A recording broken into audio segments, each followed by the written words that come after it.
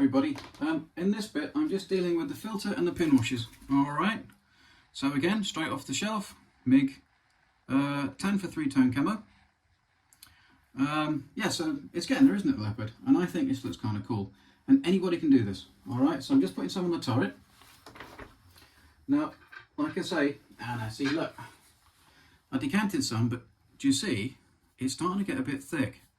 So the best thing to do there is just wipe it out and then put some fresh out. I'll be straight back. Right, so I've decanted some. I just want to quickly show you what I mean about what the filter does. So if I get a little bit on the brush, you don't need a lot of it. Now try not to work it too much, like I said in the T72 one. Let me just do here. So I'm basically just trying to thin some off my brush. You don't want it sitting. It's not a pin wash. You just want a uniform coat all over the tank. I do this bit here.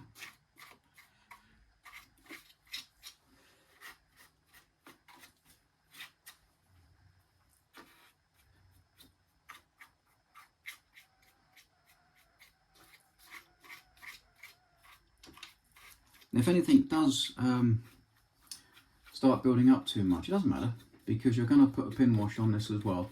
I just want to show you what you can do with these Heng long tanks without actually doing much to it. This is just, everything I've used here is just from MIG or ammo or AK or whatever. And it's not massive, and it's, you know, you don't have to be a rocket scientist. So look, you can see here, I'm going to now take this. You see the difference? You can see the difference in colour? Yeah, let me just zoom in a bit, if I can. So do you see the difference from here to here? Yeah? And it just amalgamates it, and I think, again, this is just green plastic on this tank. I'm hoping it will then, after I've sat and varnished it, like I have, after that complete debacle, this will start making it look even more painted on. Okay? And this is just the Heng Long paint job. I've done nothing to this. This is just what they've done. I've just varnished it. Alright, so let me just do one more little bit. So like I say, not too much on the brush. Use a really big brush. Like I say, I think when people do this on a big tank and they use the same brush sizes, don't worry about this, it'll come off. The same brush sizes as you would for a little tank, I think that's when you start having issues. Get this off, and you don't want that much. Because you start getting brush lines, literally, because the brush is just so small compared to the surface area that you're trying to put the filter onto, that you just can't help it. You literally just can't help it. So let me get that off. Do you see it's pulled a little bit down here? That's fine. Just get a bit of kitchen roll. Clean your brush off. There we go. Now, it's always better to do this with the tank apart. There we go. Let's see, uniform. If you do it with this massive brush, hopefully you don't get lines. Now this Bunda's Wear Insignia, that's what it's actually called. That is a little bit proud, and I would want it. But I can't help it because I had to stick it over the other one that had gone wrong with the varnish, which is an absolute pain. So yeah, if you guys can, afford an airbrush. Look, so I've done that with the rest of the tank, and then I'll show you what it looks like when it's done. And then we'll get onto the pin wash. And I'll try and keep this episode as quick as short as possible. See you in a bit. I was going to say one little thing. If you start feeling like you're getting lines in it, literally you've got to just do this and not go back on it. If you go back on it, you will start getting lines. If that does happen though, just get some odorless enamel thinners, make your brush wet with it, and then you can reactivate the filter on top again that was there, and it should get rid of the brush lines and turns it back into a filter, rather than, it's when it starts drying it turns into paint, because the thinner is evaporating off, which then makes the filter thicker. If you touch it again with the brush, what will happen is the filter will start to turn into paint and you'll get lines. That's why. So just reactivate it with the thinner. Now, I think this only happens on 1/16 models, because if you use this is why I use a really big brush, because hopefully it stops. Because you get a little brush like you would use on that KV or something, little one, and you're going like this, and straight away you're evaporating lots more of the enamel, the carrier, instead of the actual paint. So when that happens, it turns into lines and everything else. That's why I think a lot of people have trouble with it. This has got to go on like a glaze, and you just run it across it. If you get some pooling in detail and stuff, don't worry about it, because you're going to put a pin wash over it as well, so that will get rid of that. Okay, so like I say, but if you can see, start seeing the difference between the top and the bottom. It's a bit tricky in here with the light. I need to get some. I need to be more professional, don't I? That's what it is. But more professional means more money, and I'm not making any money, so I'm only really doing this to help people if I can. And if that stays that way, I don't care. That's why I started in the first place. Look, so I carry on to do the lower hole as well. Okay. And then there's no brush marks, and it's just glazed over. Okay. The only time you get brush marks is if this starts drying and then you work it too much. Okay. You see that? See that glaze all the way over? And that's carrying paint, and it won't have marks. If I leave that a couple of minutes and then I start fiddling with it again, I'll leave brush marks all over it. So you just got to be disciplined with yourself and don't do it. There we go. Just check that bottom bit. I don't want too much on bottom. That's that. Okay. Right, so I keep saying this. I will now finish it off, and I'll show you the actual fully finished tank. Right. So there we go. I've corrected it a bit. I want to get rid of some of the brown in places, because it's gone a bit too brown. I might. So I'll show you what I mean. See on that anti-slip there, here, shadows in the room. So fresh thinner, and then just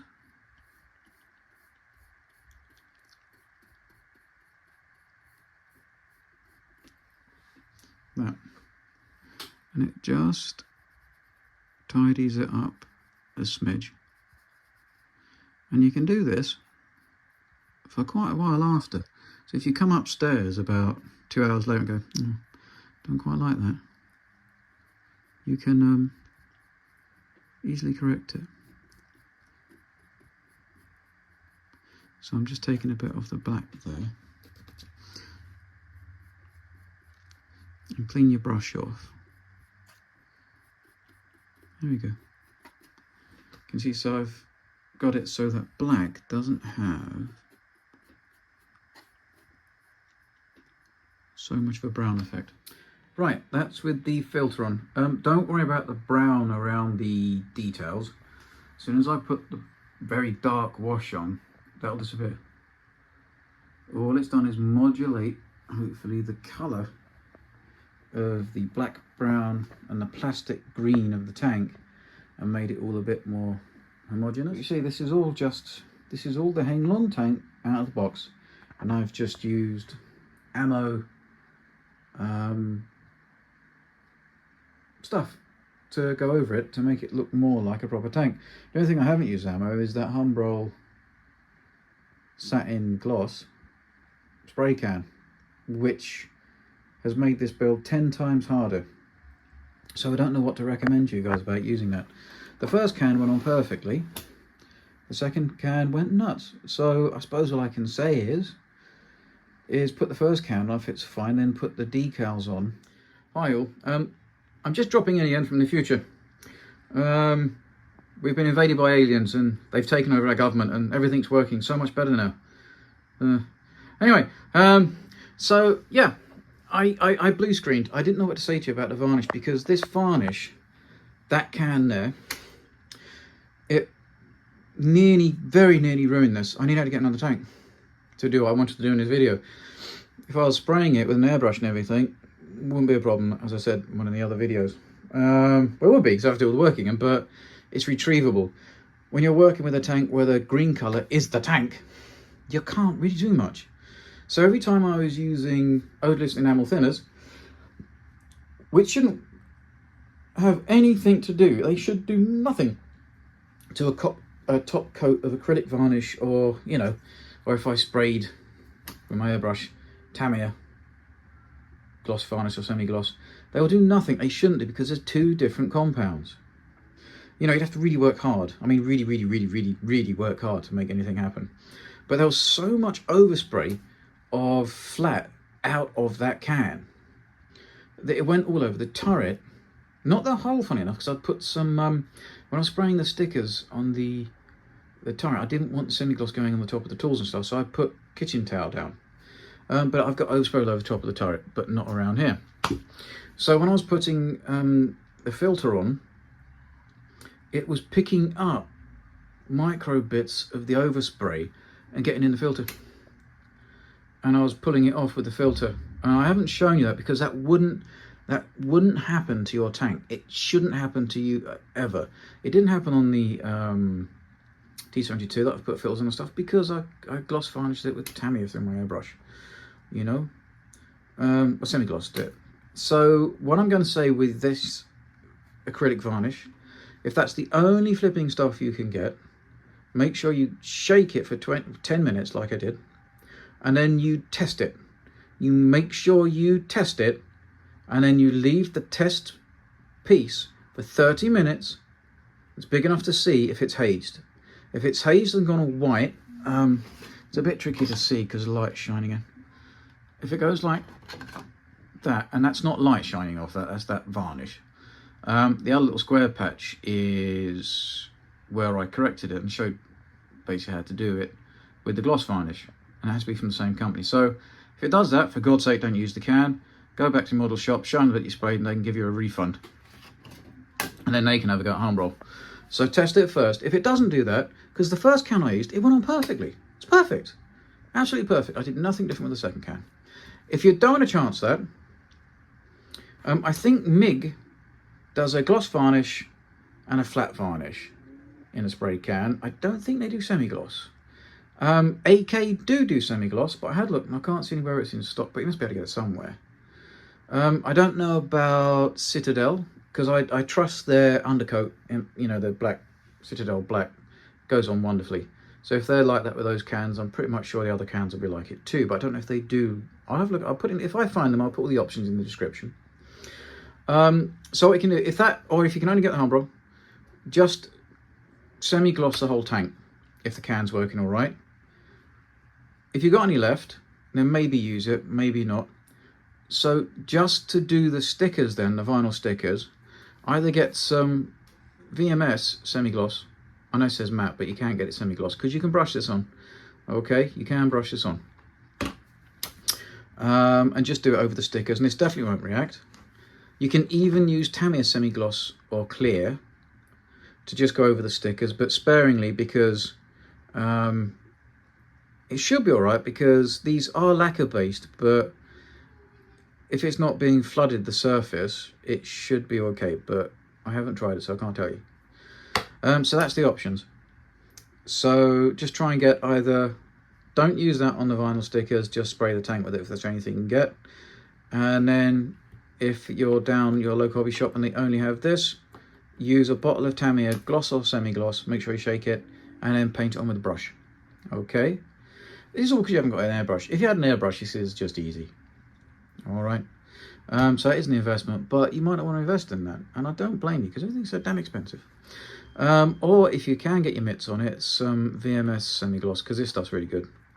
Actually, it's very good. It does what it says in the can, and it won't react at all. Alright? But I'll have a look for different ones. But yeah, sorry for going on, but yeah, this 100 times harder because it's damn varnish. Literally it just took, every time I put anything on there with a brush, it would take the top layer of overspray off. There was so much of it on that turret. This all works out right in the end. Right, but this shouldn't happen to you guys. It shouldn't. This was just a freak accident, I think. But it's best to talk about it. Sounds a bit deep.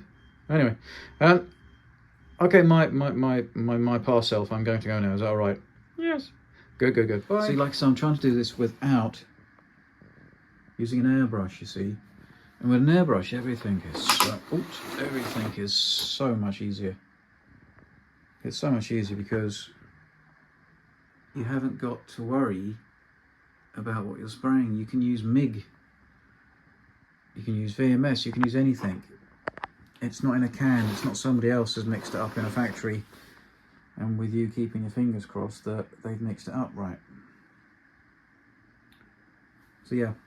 Oh, and I can actually show you. So this whole thing's done now. Oh no. Oh no, come on. Come on, fingernails, don't fail me now. Now, this is the difference between with the filter, without the filter. So this has been semi-gloss varnished as well. Can you see the difference? So that's the green colour of this tank actually. That's the green plastic. You put the semi-gloss on and it goes more like that, so it looks more like paint. You put the filter on and hopefully it starts looking like a model. And then when we put the pin washes on tomorrow, the black pin washes, that will really bring out all the detail and it will make the filter even more secure on the tank, if that makes sense. So it looks a little bit like an afterthought now. It looks a little teeny bit like weathering. I don't mind that a bit. But yeah, so as it goes. Oh, and spot the screw holes. I think that works really well, the bungs. I really do. I think that works really well because I can't see them. And if you know what you're looking for, then you can look for them. But with the filters and the filter on and them being painted over, I think that's kind of cool. Anyway, look everybody. Let's stick the pin washes on. I'll do a very quick one of that and then we'll stick this video out. But if you can see, it's starting to get more and more like a proper model and not hang along toy. And it is the cheapest base one you can get. So 215 quid in the UK. If you manage to get it from AliExpress without them charging you VAT on it, you could get this for £106 without the VAT and the duty and the postage. Yeah. So I think it looks cool. So that's with no varnish. That's with varnish. This is with filter. Okay. Anyway, look, I'll speak to you in a minute. We'll get these pin washers on.